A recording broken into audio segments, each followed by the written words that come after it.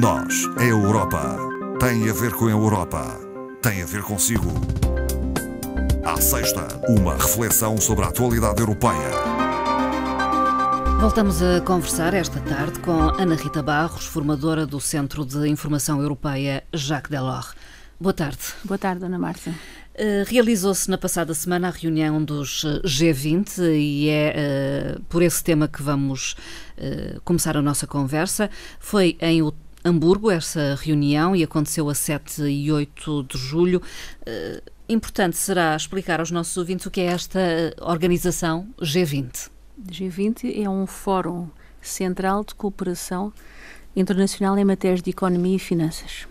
É composto por 19 países mais a União Europeia. A União Europeia faz parte no seu conjunto, Sim. embora particularmente há 4 Estados-membros da União Europeia que são membros de pleno direito.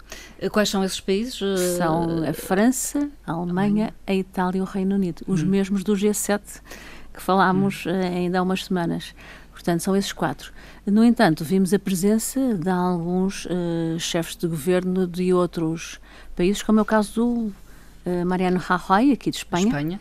Podemos nos ter interrogado porque Portugal não estava lá, não é? Porque estes são os países mais desenvolvidos e os países emergentes em vias de franco desenvolvimento existentes a nível mundial. Portanto, a Espanha esteve lá, exatamente como esteve também os Países Baixos, portanto a Holanda, e um outro Estado, não Estado-membro da União Europeia, que é a Noruega, mas na qualidade de observadores convidados, não como Estados-membros. Referi que, para além dos países da União Europeia que estão presentes e se fazem representar, a União Europeia em si também está presente. Quem é que nos representou, então? O Presidente do Conselho e o Presidente da Comissão. Logicamente são os órgãos. Portanto, o Jean-Claude Juncker, é isso? Juncker e o Donald Tusk, também do Conselho. De qualquer forma, no decorrer desta reunião, que temas são habitualmente abordados? Económicos, essencialmente? Sim, normalmente sem índole, embora também o problema da segurança está sempre presente. Então, hoje em dia, mais do que nunca. Mas temos que relembrar que estes países, este G20, representa 80% da riqueza mundial. Além disso, é responsável por 75% do comércio também a nível global e 2/3 da população mundial, o que é muito. E qualquer decisão aqui tem, de facto, impactos, não só a nível nacional, como a nível internacional, pela representatividade destes países. Tem muito peso, então. Muito peso. As suas decisões são fortemente comentadas e analisadas. E, portanto, nesta também não foi diferente. Aproveitam sempre a haver encontros bilaterais.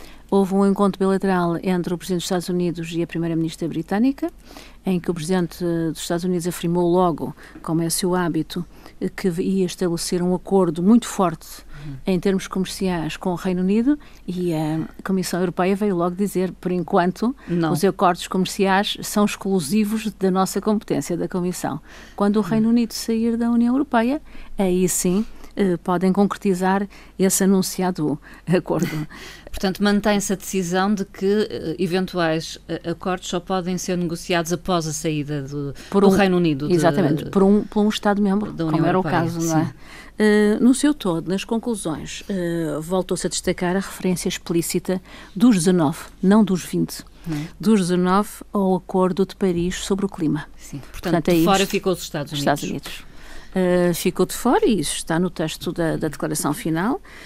No entanto, a declaração final assinada pelos 20 consta a posição expressa dos Estados Unidos, mas referindo mesmo que é uma posição só dos Estados Unidos, onde os Estados Unidos referem, e passamos a citar, que o país se esforçará por trabalhar conjuntamente com os outros países para ajudá-los a aceder e utilizar combustíveis fósseis limpos. Portanto, uma estratégia de comunicação dos Estados Unidos. Portanto, falou-se muito de energia. Muito das alterações climáticas. Das alterações climáticas. Da energia, do futuro da energia, enfim, que isso tem implicações a todos os níveis. E sabe-se a posição polémica de Donald Trump e dos Estados Unidos da América neste momento. Aliás, esta posição teve alguma resistência em constar do texto final, porque os outros Estados não estavam muito de acordo, mas pronto, lá ficou na declaração final, dizendo exatamente que era uma posição expressa dos Estados Unidos. Não é? que não compromete os outros Estados, é isso? Não. Os outros estão completamente de acordo relativamente. Aliás, a posição do Presidente americano tem tido algumas vantagens, diz que até um prémio. É exatamente provocar a unidade dos outros.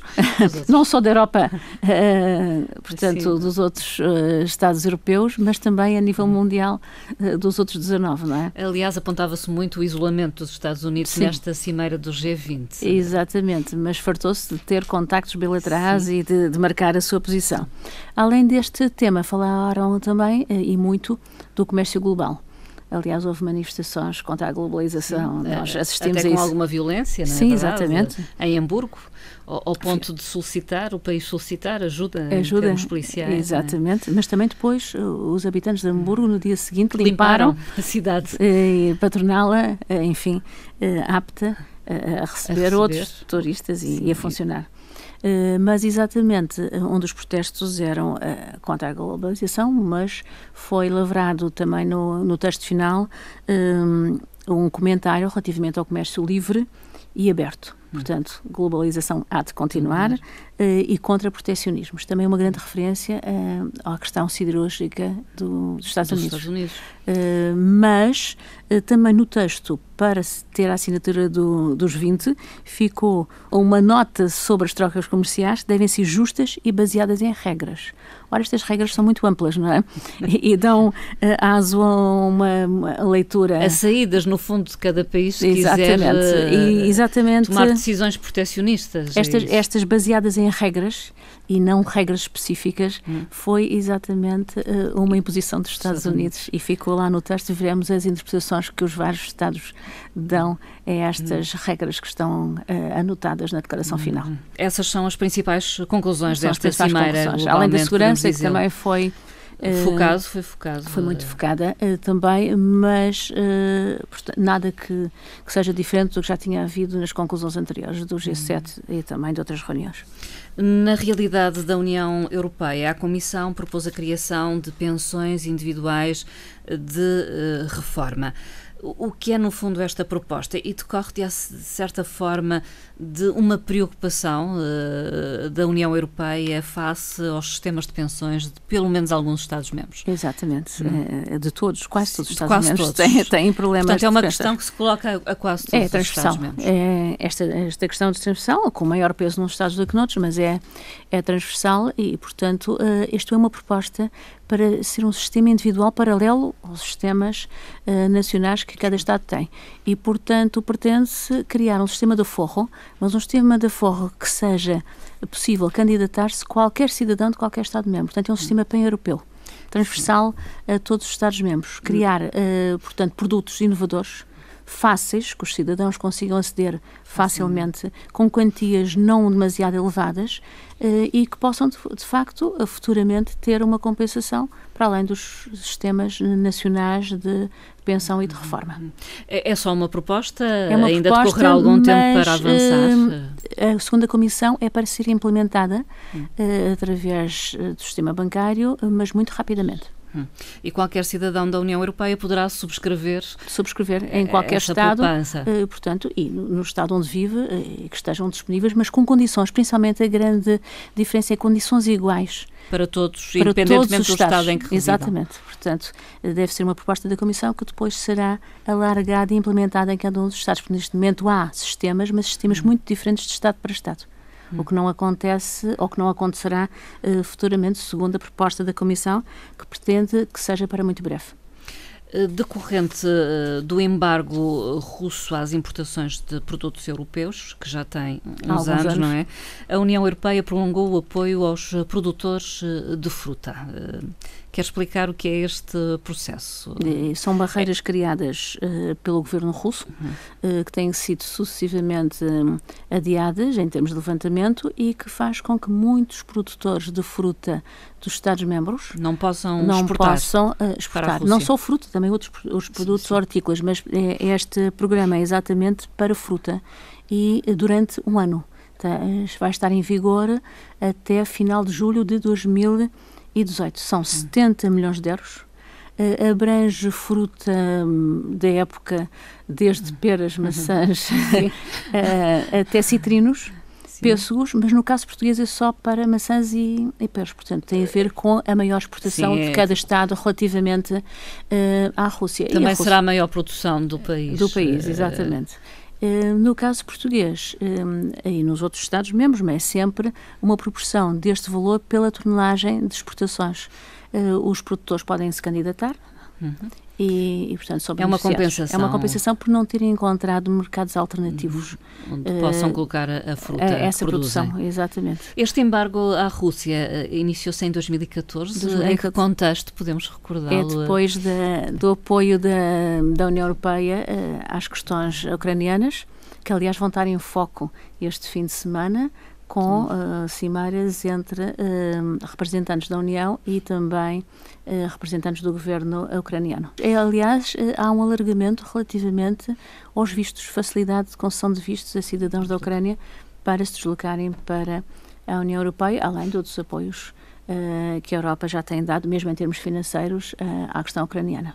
Outra questão tem a ver com um acordo com Cuba, portanto, da União Europeia com Cuba. Cuba, que não existia. Não existia, porque a União Europeia, apesar de todos estes alargamentos de 2004 para a frente, mantinha ainda uma posição de 1996 chamada a posição comum da Comunidade Europeia, na altura, relativamente a Cuba. Nunca tinha havido, mesmo depois dos Estados Unidos terem aberto, nunca tinha havido, portanto, o que não é muito normal. E então, sob proposta da Comissão, foi aprovado pelo Parlamento Europeu. Esta cooperação vai se iniciar depois dos Parlamentos Nacionais ratificarem a posição do Parlamento Europeu, portanto, deve ser muito em breve.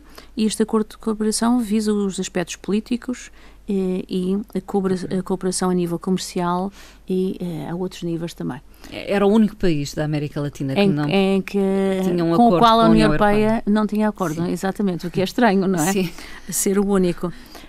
No aspecto político, já avançaram os termos e as questões que vão ser tratadas, são normalmente os direitos humanos, como não podia deixar de ser, e também a luta contra o terrorismo e o desenvolvimento sustentável. Em relação a Cuba, será, digamos, uma pressão para que se respeitem os direitos humanos no país? Cada vez mais, não é? Com a abertura de Cuba, mas ainda existem questões por ultrapassar e que a União Europeia, com certeza, que vai manter uma posição dentro dos tratados europeus relativamente à posição cubana. Com certeza promoverá uma cooperação na área económica, também transações comerciais, não é? Exatamente, não é? No início desta semana decorreram algumas reuniões, nomeadamente do Eurogrupo e do Conselho de Economia e Finanças. Sim, normalmente são sempre seguidas. Sim. O Eurogrupo previamente num dia e o ECOFIN, o Conselho de Economia e Finanças, no dia imediatamente seguir. Desta vez a preocupação foi essencialmente no sector bancário. Como nós sabemos, tem atravessado longos e sucessivos problemas. Debruçaram-se sobre os créditos não produtivos. Ou seja, aqueles que, enfim, devem ser retirados. E indicaram exatamente a maneira como eles devem ser retirados. Do mercado, é isso? Das contas dos bancos, digamos assim, para melhorar os rácios, digamos. Portanto, expurgar mais ou menos dos bancos. O que agora se chama imparidades, não é? Imparidades, exatamente. Agora é um nome muito moderno, não é? E debruçaram-se sobre essas matérias no sector, definindo políticas conjuntas da União sobre este tema, não só para reduzir o volume destes créditos não produtivos, mas também para evitar o surgimento de outras situações que sejam recorrentes. As medidas vão desde o incremento da supervisão bancária a nível europeu, a recuperação de dívidas nos casos onde for possível, criação de mercados secundários sobre esta dívida, só para estas dívidas, tem sido muito falado. Sim, dívida de risco, não é? De alto risco. De alto risco. De alto risco. Aliás, isto tem sido um tema já muito abordado, portanto, criar um mercado só para isto. Né? Até já se falou em criar dentro do próprio banco um outro banco só para tratar destas matérias, enfim.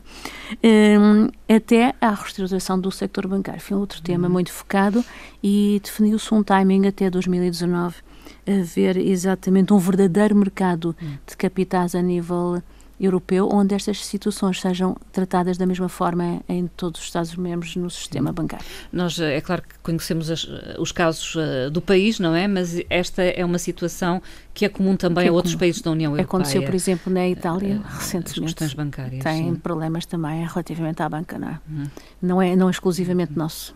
Doutora Ana Rita Barros, habitualmente no final destas nossas conversas deixa uma frase para que todos possamos refletir, mas a verdade é que impõe-se, até pela atualidade, que se faça uma referência a duas figuras europeias que faleceram recentemente. Exatamente. Helmut Kohl, por um lado, e Simone Weil, por outro. Portanto, Helmut Kohl, antigo chanceler alemão, que não só unificou a Alemanha, mas permitiu também a unificação da Europa. É indiscutível que foi ele, exatamente. Teve uma ação considerada preponderante. Exatamente. Ao unir a Alemanha, possibilitou que todos aqueles países da Europa Oriental viessem a fazer parte, como vieram em 2004, embora a unificação alemã tenha sido 89, mas isto demora o seu tempo.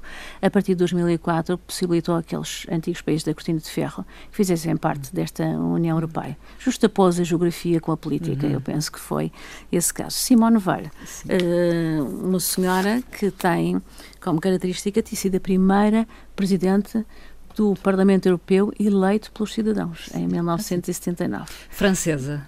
De origem judaica, não é? Sim. Mas francesa. Uma sobrevivente até do Holocausto. Exatamente, com essas características todas, mas com uma presença muito feminina, marcadamente feminina, e que afirmou em algumas entrevistas que mesmo tendo sido eleita Presidente do Parlamento Europeu, teve que lidar com problemas que tinha a certeza que não seriam colocados se o Presidente fosse masculino. Teve esta afirmação que é importante. Além disto, foi Ministra e há uma lei chamada Lei Simone Weil em França, relativamente à interrupção da gravidez que lhe é atribuída, mas aqui vamos destacar o seu papel europeu, que se manteve depois de ter sido Presidente, porque ela só fez um mandato de 2 anos e meio. Como os mandatos são de 5 anos, mas no Parlamento Europeu só elegeram a primeira parte. Enfim, ela atribui isso ao facto de ser de facto mulher. Ser mulher.